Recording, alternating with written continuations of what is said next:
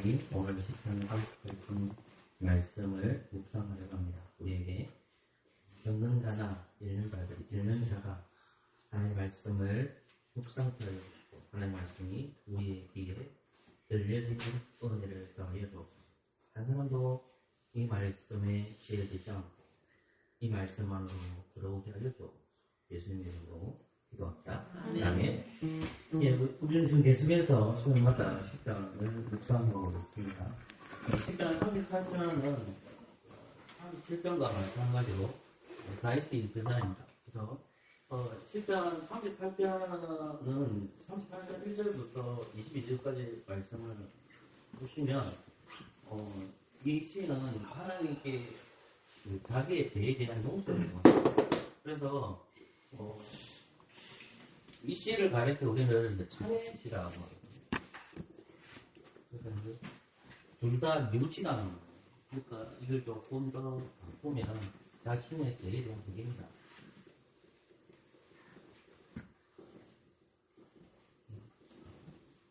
이 회개라는 것은 제가 오늘은 일정 말씀을 묵상하도록 합니다. 지난주에 우리는 이 시에 대한 어떤 배경을 살펴보았거든요. 오늘은 서론 부분만 살펴보려고 합니다.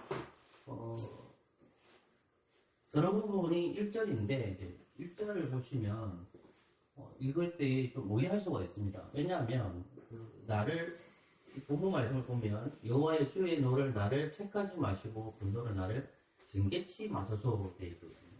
그러니까, 하나님의 징계에 대해서 그다지 다윗이 인정하지 않는 것처럼 받아들일 수 있다라는 것입니다.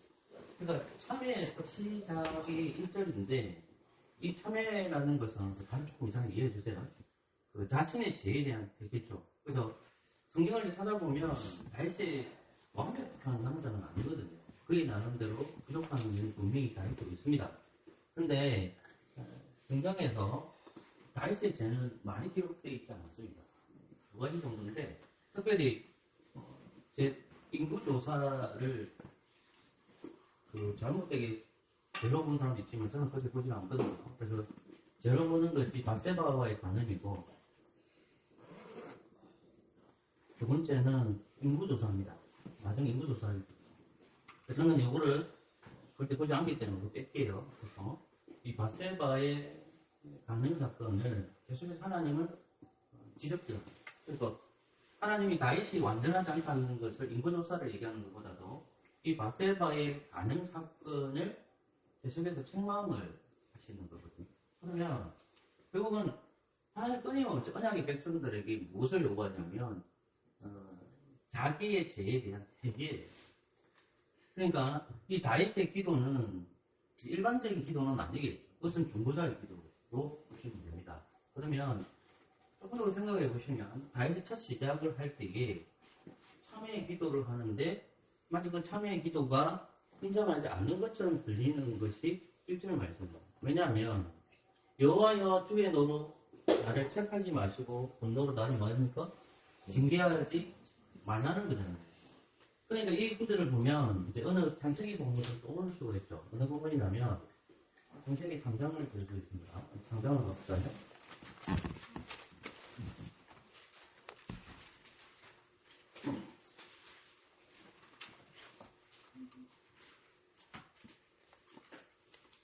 사장을 가르치면 합니다. 4장 13입니다. 우리가 한번 볼까요? 가인이 여호와께 구하되 내 죄벌이 너무 중하여 견딜 수 없나이다. 아멘. 아담과 하와가 죄를 범하고 나서 하나님께서 주신 약속이 뭐냐면 창세기 3장 15절 말씀입니다. 창세기 15절 말씀에서 여인의 후손을 얘기하고요. 그 다음에 뱀의 후손을 얘기해요. 창세기 3장 15절에서. 그게 이제 최초에 하나 주신 계시의 말씀입니다. 이제 뭘 하냐면, 여기에서 그러면 여인의 후손은 누구냐면, 아담이 아이를 두 명 낳았는데, 첫 번째 아이는 이름이 뭡니까? 가인입니다. 두 번째 아이는 뭐죠? 아벨입니다. 이 가인의 뜻은 여호와로 말미암아 등남했다는 거예요. 하나님께서 씨를 주시기로 했으니까 그 씨에 대한 약속으로 그 아이의 이름을 가인을 하죠. 그래서 여호와로 말미암아 아이를 낳았다. 그 여인의 우선을 보죠. 근데 이 아벨이라는 뜻은 후궁이라는 뜻이거든요. 의미가 없다. 근데 이 가인과 아벨이 하나님 앞에 제사를 드리는데 가인과 아벨의 제사를 하나님이 다 받지 않습니다. 누구의 제사만 받느냐면 아벨의 제사를 받아요. 근데 그 부모가 등장하지는 않습니다. 성경에 보면. 그러면 이 아벨의 제사를 받았다는 것이 히브리서 11장 17장 성경에 나와 있어요. 이 히브리 11장은 무슨 장이냐면 무슨 장이죠? 믿음 장이죠. 누구에 대한 믿음입니까? 삼위일체 하나님에 대한 믿음. 그러면 가인과 아벨이 하나님 앞에 믿음이 있다는 것은 삼위일체 하나님이 나의 구원자라는 믿음. 그리고 하나님 약속의 말씀에 근거해서 하나님께 예배드렸다는 거죠. 근데 가인은 그 예배를 드렸지만 그 예배를 받지 않았죠. 그것을 가리켜 무슨 예배를 할까죠? 거짓 예배를 드렸죠. 하나님은 누가 드렸죠? 아벨. 이해됐어요? 근데 거짓 예배 드리는 자가 참예배 드리는 자를 어떻겠죠? 아무도 모르게 돌을 죽였죠. 돌을 죽였습니다. 그러면 모든 징계를 누가 해야 되냐면 사실은 직분자로 부르심을 받은 아담이 해야 되잖아요. 근데 아담이 활동하는 것이 그때 나타나지 않아요. 성경으로 나오지 않아요. 근데 누가 등장을 하냐면 아담 대신 누가 등장하죠? 하나님이 등장하죠. 근데 왜 그러냐? 아담은 직분자는 맞지만은 누가 될 수 없냐면 증인이 될 수 없죠. 왜 증인이 될 수 없을까요? 직접 못 봤으니까. 그죠? 근데 하나님은 어때요? 직접 봤잖아요. 봤으니까 하나님이 재판장을 오셔서 가인을 부르시죠. 재판장 오신 거예요? 재판장 오신 거예요? 그리고 가인의 죄를 씻을게요. 네가 돌로 죽였잖아. 이 말이 네가 돌멩이로 동생 머리를 부서뜨렸잖아요. 머리를 깨뜨렸죠? 깨뜨렸다는 말은 창세기 3장 15절. 그러니까 가인이 여인의 우선처럼 보이지만 사실은 가인은 어떤 우선이에요? 여인의 우선. 그리고 여인의 우선은 어떻게 죽였어요? 몰래 죽였어요. 하나님은 다 보셨죠. 하나님 그 죄에 대해서 모른 척 넘어가십니까? 아니죠. 하나님 그 죄를 징벌을 하십니다. 그래서 하나님 재판장으로 오셔서 지금 가인에게 뭐라고 얘기하냐면, 야, 너는 동생을 죽였기 때문에 이런 거 이제 안 될 거야 하면서 내가 이제 농사를 짓지 못하고 평생 유리하는 자가 되고, 유리한다는 말이 뭘까요? 농사 짓지 못하기 때문에 노동이 들어갔어요. 그럼 농사 못 져. 그 말을 하고 있는 거예요. 이해되겠습니까? 이것까지 이해되셨어요? 자, 그러면 조금 더 있지만 여기까지 볼게요. 내가 평생 유리하는 자가 될까? 이랬으면 아니 뭐라고 얘기해야 되지? 뭐라고 얘기했습니까? 그게 아까 말한 3장 몇 절이었죠? 13절. 가인이 여호와께 내 제물이 너무 정말 뭐했습니까? 현재주죠. 그래서 장을 죽였어요. 어떻게 합니까? 하나님 심판하는 것이, 하나님 징계내는 것이 너무 강하다가 되는 거죠. 그죠? 자, 그러면 지금 다윗이 38편 1절에 보면 주의 노로 나를 책하지 마시고 분노로 나를 징계치 마소서, 이거를 가인처럼 생각하시고 보시면 안 된다는 거예요. 이 말 이해됐습니까? 그러면 이 본문을 생각할 때에 이걸 생각하셔야 되죠. 뭘 생각해야 되냐면 한 본문을 듣고 떠올려봐야 됩니다. 다윗이 바세바와의 간음을 하잖아요. 그죠? 근데 그 바세바와의 간음에서 하나님께서 그 죄를 책망하시거든요. 그 책망하는 내용이 사무엘 12장이에요. 또 우리가 성경을 읽을 때 넘어갈 수가 있는데 사무엘 12장이 이런 말씀입니다. 가보실까요? 사무엘 12장 가보실래요?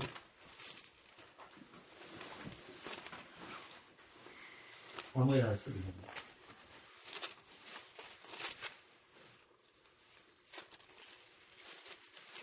사무엘 12장을 보실까요? 사무엘 12장에 보시면 1절부터 10절까지 내용이 뭘로 적혀 있습니까?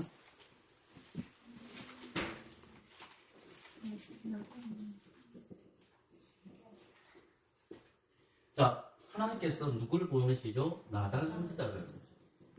자, 가인의 죄를 심판하시기 누굴 보내죠? 하나님이 직접 오셨죠. 그죠? 하나님은 다윗의 죄를 심판하는 속에 누굴 보는 거죠? 나단 나단 선지자가 근데 나단 선지자가 뭘 얘기해요? 비유를 얘기해요. 근데 부자는 소와 양이 많다 하잖아요. 그죠? 근데 가난한 사람은 뭐밖에 없다? 암양 뭐 있죠? 새끼 한 마리 있죠. 암양 새끼 한 마리 있죠. 그 새끼가 누구예요? 암양이? 이 바세바예요. 이해되겠어요? 그럼 이 가난한 사람은 누구예요? 우리 아버지. 이해됐어요? 부자 누구예요? 다윗.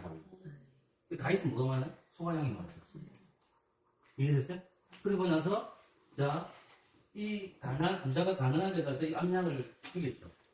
그러니까 다윗이 율법 말씀을 눈통한 사람이에요. 그러니까 나단 선지자 그 말 한 거 보고 뭐라고 얘기하는 거예요? 금방 그 딱 잡고 와가지고 어떻게 되니까 죽이라고 율법을 지키는 그러니까 나단 선지자는 뭐라고 얘기해요? 그 사람이 바로 누가? 리다라고 얘기하는 거예요. 그거를 한번 볼까요? 카메라 12장 몇 절이죠? 7절. 예? 바로 정확하게 얘기했죠? 7절입니까? 예, 7절을 같이 읽어볼까요? 시작. 나는 다윗에게 당신이 그 사람이라. 이게 중요하죠. 당신은 뭐라 했죠? 그 사람. 그 사람이다. 당신이 그 사람입니다. 이렇게 얘기하니까 그러고 나서 이제 본문을 쭉 읽어보시면 이 무서운 말이 적혀 있어요. 읽을 때마다 이게 끔찍끔찍해요. 구절을 읽을 때. 그 말씀을 다 듣고 나서 다윗은 뭐라고 했냐면 내가 죄인입니다 라고 얘기해요. 13절입니다. 13절 같이 읽어볼까요? 13절 시작. 다윗이 나단에 이르되 내가 여호와 함께 죄를 범하였나이다. 아니 이거예요. 다윗이 나단에게 이를 때 내가 뭐 했다? 여호와께 죄를 죄를 범했죠. 자 보세요. 제가 지금 말씀하는 건 뭐냐면 가인은 죄를 범하면 하나님 친히 가셨죠. 친히 갔죠. 근데 가인은 뭐라고 얘기합니까? 그 죄가 나한테 너무 심합니다는 거예요. 그럼 그 죄 인정하지 않는 거예요. 인정 안 하는 거지. 인정 안 하는 거예요. 억울하다는 거잖아요. 이해됐어요? 자, 그런데 지금 다윗이 자기 죄를 숨기고 있다는 거예요. 자, 다윗은 왕이죠. 이해됐죠? 여러분, 가인이 뭐 하는 사람이었죠? 직업이 뭐예요? 농사죠. 그죠? 농사죠. 자, 아담의 직업이 뭐라 했죠? 제가 공부 가르칠 때. 직업이 뭐예요? 제 돈하고 나서 직업이 뭡니까? 농사잖아요. 농부가 된 거예요. 아들을 이루는 거예요. 그러니까, 하나, 지금 지기상 보면 가인에게 농사를 짓는다는 것은 마치 직분이 누구에게 가는 것처럼 보여요. 아벨이 아니에요. 누구예요? 가인이죠. 그러니까 하나님 누구를 부르시는 겁니까? 아벨을 안 불러요. 누구 불러요? 가인을 부르는 거예요. 가인을 부르는 거예요. 이 생각해보세요. 에덴 동산에 아담이 죄를 짓고 하와가 죄를 졌잖아요. 그죠? 근데 하나님이 하와가 먼저 하나님 앞에 속있잖아요. 그 속임에 들어간 사람이 누구예요? 남자가 들어간 거지. 맞죠? 자, 그러면 먼저 죄의 원인을 제공했던 사람은 여자잖아요. 그리고 그 연합한 사람은 누구예요? 남자가 들어간 거지. 근데 하나님 누굴 불러요? 여자를 부릅니까? 남자를 부릅니까? 남자를 부르잖아요. 왜? 그 집을 하나님의 집을 지키는 자이기 때문에. 똑같이 가인에게도 똑같은 거죠. 맞죠? 그러면 이스라엘 집을 지키는 사람은 누구입니까? 또 다윗이 돼요. 다윗이잖아. 다윗이 이스라엘 집을 지켜야 되는데 그 집에 누가 들어오는 거예요? 어느 순간에 죄가 들어와 있는 거예요. 그죠? 그러면 그 죄를 누구만 알고 있어요? 이스라엘 백성들 중에 누구만 알아요? 나가면서 빼고 누굽니까? 다윗과 잠시만요. 요압. 다윗과 요압이 알고 있어요. 아무도 몰라. 근데 이 사람들은 지위가 높은 직분을 들고 있는 사람들이잖아요. 다윗은 잠시 오신 그리스도를 예표해요. 근데 숨겨놨다고. 그럼 이 죄가 꿈틀거려 안 꿈틀거려요? 눈에 보이지는 않지. 자, 눈에 보이지 않지만 그게 어떻게 돼요? 살아있어요. 살아있으면서 점점 죄가 어떻게 돼요? 이스라엘 문제를? 죄로? 물들게 하죠. 물들게 하죠. 그러면 누구 입장이 곤란해지는 거야? 하나님 입장이 곤란해지잖아요. 그러니까 하나님이 자기 직접 안 하고 누구 보냈죠? 나단 선지자를 보내고. 그리고 누구의 죄를 지적하는 거예요? 다윗의 죄를 지적하는 거예요. 근데 다윗은 그 죄를 딱 지적했는데 뭐라고 얘기합니까? 제가 잘못했습니다. 그게 내립니다. 근데 그 지적하는 내용이 이런 게 나옵니다. 자, 9절부터 12절까지 잘 읽어볼게요. 제가 먼저 9절 읽을게요. 그러는데 어찌 너가 여호와의 말씀을 업신여기고 나보게 악을 행하느냐. 내가 칼로 햇사람을 우리아를 죽이게 암몬 자손의 칼로 죽이고 그 철을 빼앗아 내 철을 삼았도다. 이제 내가 말하는 것은 욕심이고 햇사람 위에 출부하사 내 철을 삼았는데 칼이 내 죄를 떠나지 않으리라. 여호와께 또 이러시기를 내가 내 집에 재앙을 일으키고 내가 내 처들을 가서 내 눈앞에서 다른 사람에게 주리니 그 사람이 내 처들로 더불어 백주에 동심하리라.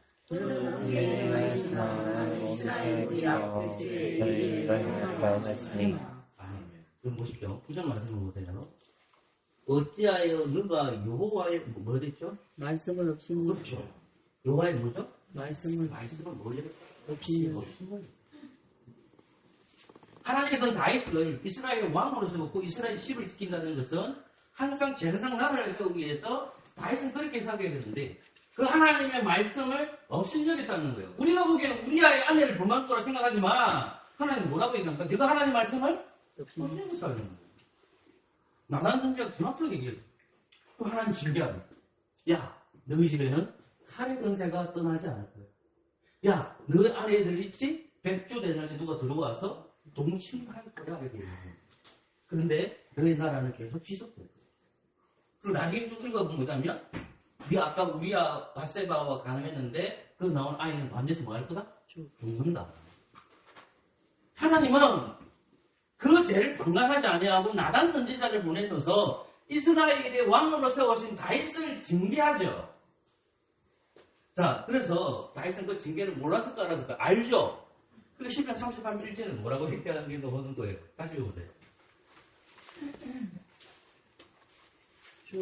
다시 읽어봅시다. 시작. 여호와여 주의 이름으로 나를 책하지 마시고 눈으로 나를 징계치 마소서. 그러니까 다시 읽으니까 이 가인처럼 너무 심한 거 아닙니까? 하나님? 이렇게 보면 된다 안 된다? 안 됩니다. 안 됩니다. 그럼 이 일절은 어떻게 봐야 되냐? 하나님 나를 심판하지만 뭘 구하는 걸까요? 나에게 뭘 달라는 거예요? 용서해 달라는 거예요. 하나님의 뜻이 맞습니다. 하나님 저에게 자비를 주세요.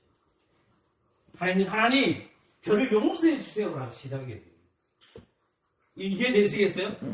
내가 그 죄를 인정한다는 말은 아니라 하나님 저는 그 죄를 인정하겠습니다. 그러니 하나님 그 죄를 인정할 테니까 나를 심판하실 때에 나에게 자비를 주시고 나에게 사랑을 주세요. 이 말이 1절 말씀. 여호와여 주의 너를 나를 책하지 마시고 분노로 나를 뭐 하겠습니까? 징계치 마소서. 그러면 다윗은 자신의 죄에 대한 하나님의 심판을 엄중히 받았습니까? 가볍게 받았습니까? 가볍게 받은 게 아니라 엄중히 받은 거죠. 제가 이런 질문 드리면 뭐냐면 요한 1서 2장으로 가보십시오. 이 말씀 계속하고 마칠게요. 요한 1서 2장으로 가보십시오. 요한 1절 1절에 제가 한번 2장 1절을 읽어볼까요? 요한 1서 2장 1절. 예, 한번 우리 아셀이가 한번 읽어주십시오. 나의 자녀들아, 내가 이것을 너희에게 쓰는 연유로 죄를 범하지 않게 하려 하니라. 만일 누가 죄를 범하여도 아버지 앞에서 우리에게 죄언자가 있으니 곧 의로우신 예수 그리스도시라. 네. 여러분, 요한 1서 2장 말씀을 보니까 1절 말씀에 누가 죄를 범하면 아버지 앞에서 우리를 위해서 대언자가 있는데 그분 누구다? 어려우신 예수님이죠. 보세요.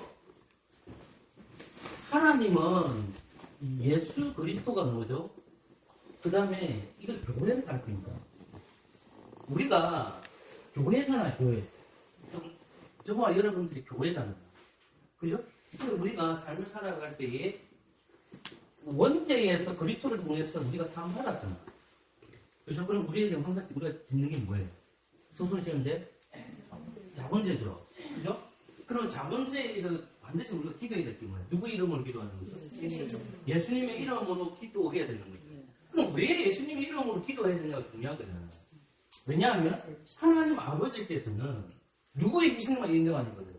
예수님의 희생만 인정하니까 우리는 누구의 이름으로 기도해야 돼요?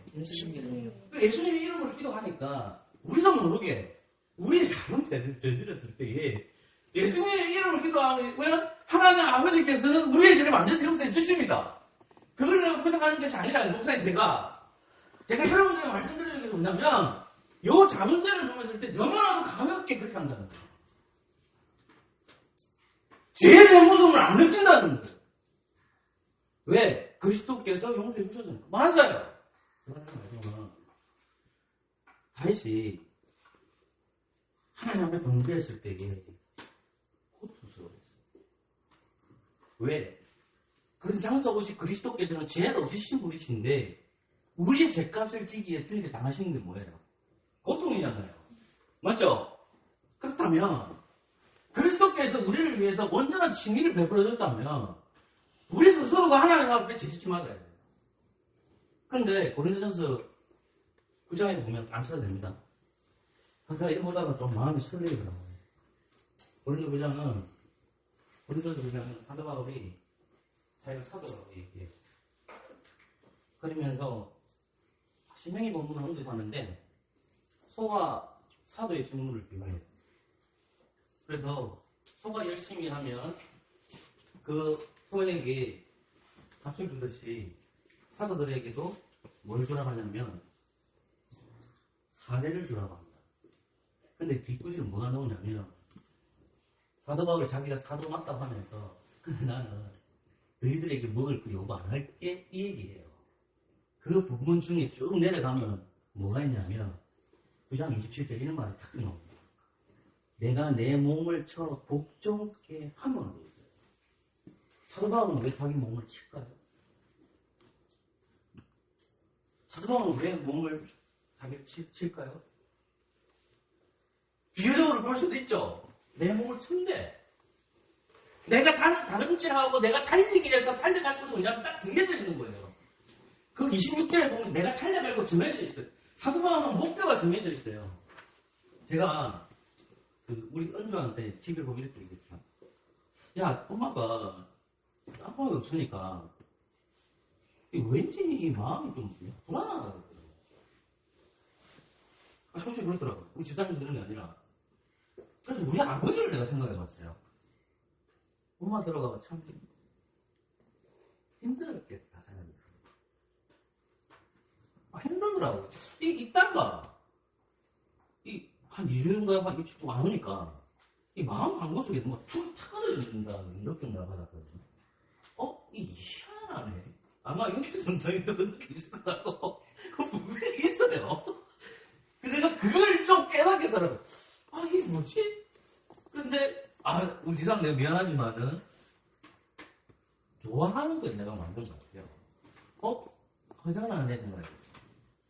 한 곳에 귀가 있는 거예요.